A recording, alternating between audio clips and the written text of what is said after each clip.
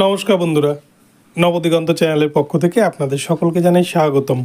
তো বন্ধুরা, আজকে সকালে গুড মর্নিং জানি আপনাদের জন্য নতুন যে আপডেটটি শেয়ার করতে চলেছে এই ভিডিওতে, সেটি হচ্ছে আজকে কলকাতা হাইকোর্টে দুটি গুরুত্বপূর্ণ মামলা শুনানি রয়েছে।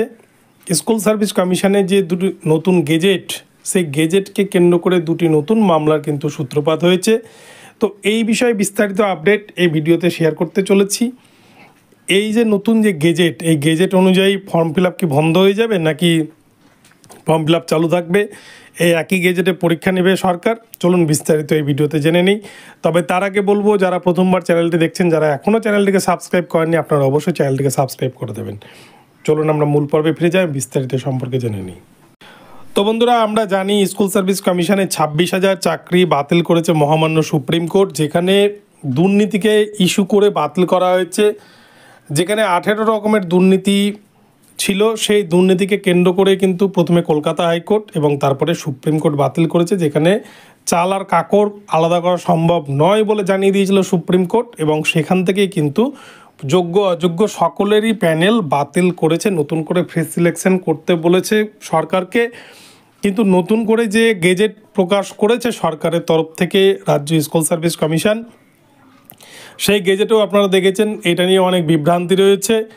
বিশেষ করে একটা জায়গা যেখানে 30 নম্বরের একটা বিষয় কিন্তু রাখা হয়েছে, যেখানে 20 নম্বর ইন্টারভিউ ডেমনস্ট্রেশন এবং 10 নম্বর হচ্ছে টিচিং এক্সপিরিয়েন্সের জন্য।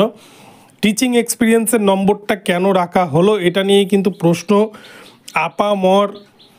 যারা জেনুইন ক্যান্ডিডেট, যারা বঞ্চিত হয়েছিলেন সেই সময়, যারা চাকরি পাননি দুর্নীতির কারণে, তারা কেন 10 নম্বর পাবেন না, এইটা কিন্তু একটা প্রশ্ন।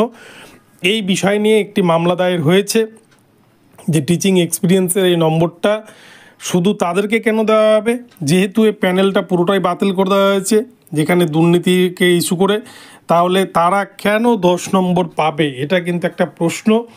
এই একটা মামলা। আরও একটি মামলা দায়ের রয়েছে, আপনারা দেখেছেন স্কুল সার্ভিস কমিশনের যে ফর্ম ফিল আপ চলছে, এখানে কিন্তু যে এজ রিল্যাক্সেশনের বিষয়, সে এজ রিল্যাক্সেশনের বাইরে গিয়েও কিন্তু কেউ 43 বছরে ফর্ম ফিল আপ করছে। আমরা জানি সরকারি চাকরির ফর্ম ফিল আপের বয়স কিন্তু 40 বছর। কেউ 41 বছরে গিয়েও ফর্ম ফিল আপ করছে, কেউ 45 বছরে গিয়েও ফর্ম ফিল আপ করছে, আবার কেউ 47 বছরে গিয়েও ফর্ম ফিল আপ করছে। এই যে ফর্ম ফিল আপের বিষয়টা, যাদের এজ পেরিয়ে গেছে তাদের ভবিষ্যতে যাতে কোনো রকম কোনো অসুবিধা না হয়, এই জন্য একটা কোর্টের একটা ক্ল্যারিফিকেশান। কোর্ট এটাকে নিয়ে কী বলছেন, কেননা আমাদের পশ্চিমবঙ্গে বর্তমান যা পরিস্থিতি, কোর্টের একটা কলমের খোঁচাতে কিন্তু চাকরি চলে যাচ্ছে। সেই জন্য ভবিষ্যতে যাতে যারা চাকরি পাবেন, যাদের এজ পেরিয়ে গেছে, যাতে কোনো রকম সমস্যা না হয়, এই নিয়ে কিন্তু মামলা দায়ের হয়েছে।